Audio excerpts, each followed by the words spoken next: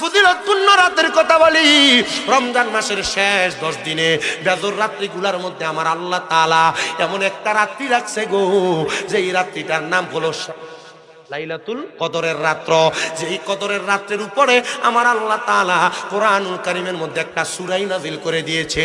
ওই কদরের রাত্রকে সম্মান করবা, কদরের রাত্রকে তালাশ করবা, কদরের রাত্রে বেশি বেশি ইবাদত করবা, কদরের রাত্রে বেশি বেশি তাহাজ্জুদ করবা, কদরের রাত্রে বেশি বেশি কোরআন পড়বা, কদরের রাত্রে বেশি বেশি নফল নামাজ পড়বা, কদরের রাত্রে বেশি বেশি করে কবর জিয়ারত করবা।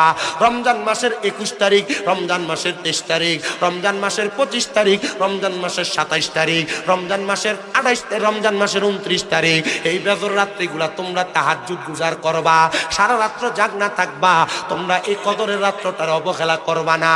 আমি আবদার করি রে, আরব আমিরাতের মধ্যে দেখা যায় তারা তাদের পুরা 11 মাস ব্যবসা করে, রমজান মাসটাকে তারা তাদের জন্য রেখে দেয়। নির্দিষ্ট করে এই মাসে তারা ইবাদত বাড়ায়া করবে, ইবাদত বেশি বেশি করে করবে, মানুষকে দান সদকা করবে, তারা মাল সম্পদের দাম